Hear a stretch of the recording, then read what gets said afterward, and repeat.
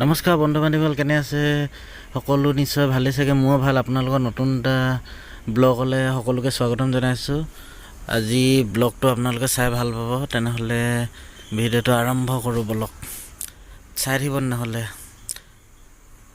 আমি চিৰিয়াখানা চাবলৈ যাম এতিয়া, আপোনালোকক দেখাম কি কি হয় কি কি নাই। তেনেহ'লে বলক চাব। আমি এতিয়া গাড়ীত উঠি আহি আছোঁ, অটো এখনত আহি আছোঁ। অটোত উঠি পিনি প্লেটফৰ্ম যাম, প্লেটফৰ্মৰ পৰা ডাইৰেক্ট যাম ত্ৰিবান্ধম।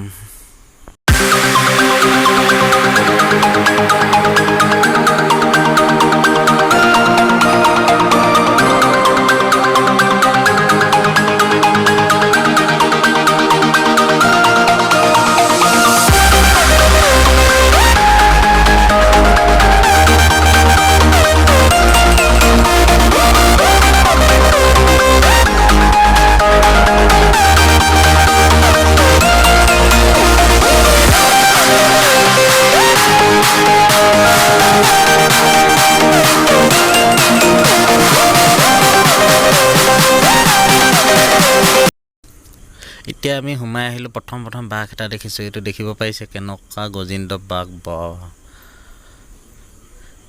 টিকেট লৈছে 100 টকাকৈ টিকেট লয়। এইটো চাওক বাঘ, প্ৰথম বাঘহে দেখাইছোঁ আৰু দেখিছে আপোনালোকে এইটো কিমান ডাঙৰ বাঘ। এইফালে আছে, এইটো কি চৰাই বুলি কয় জানো, বগলীৰ নিচিনা দেখে। উটটো বৃহৎ ডাঙৰ দেখিছে। এইটো দুটা আছে, এইফালে উৰি আছে গোটেই। পানীখিনি খালি বৰ গেলা পানী।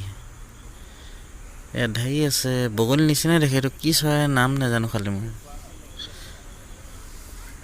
মুখখন খালি বহুত ডাঙৰ। এইফালে আকৌ ইয়াত এটা শুই আছে। এইটো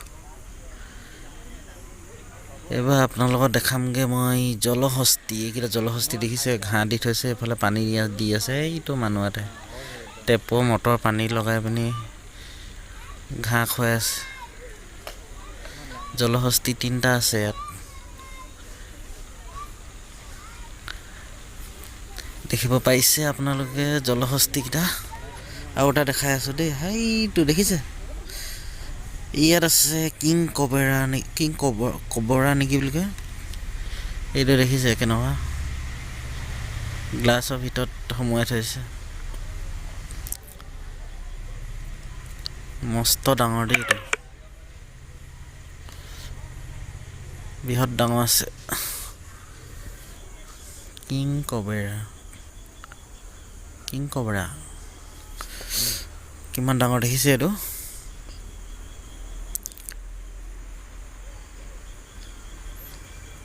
এই আহিছে।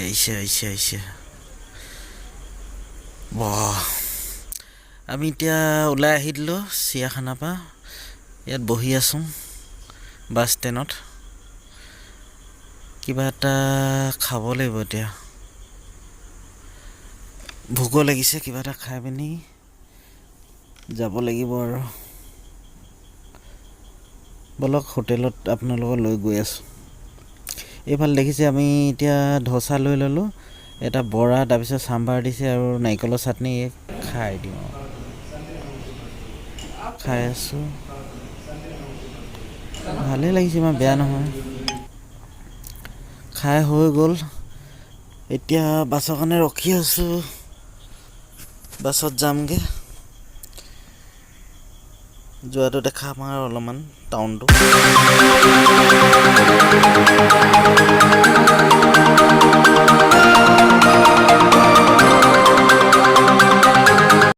দোকান এখনত সোমাইছোঁ, মাছ লৈ লওঁ। এইবোৰ মিছা মাছ আছে, তাৰপিছত এইটো সাগৰৰ মাছ, জাপানী কাৰৈ, চব সাগৰৰ মাছে আছে বেছিভাগ। ৰুমত বনাবলৈ মাছ অলপ লৈ যাওঁ। এনেকৈ চাব পাৰিছে আপোনালোকে, কি ধুনীয়া মাছ দেখিছে। এইকেইটা মিছা মাছ। যদি ভিডিঅ'টো চাই ভাল পালে লাইক, কমেণ্ট, শ্বেয়াৰ আৰু ছাবস্ক্ৰাইব কৰি দিব। আহি পোৱাহি এতিয়া 1-1.5 ঘণ্টামান হৈ গ'ল। বিৰাট গৰম হৈছে মানে ইয়াত, গৰম মানে সাংঘাতিক গৰম। অসমত আকৌ পূৰা ঠাণ্ডা হৈ আছে, চোলা পিন্ধি থাকিবলৈ দিগদাৰ ইয়াত, ইমানে গৰম। তেনেহ'লে সকলোৱে ছাবস্ক্ৰাইব কৰিব। আজিলৈ বাই বাই, সকলোৱে ভালকৈ থাকিব, বাই বাই।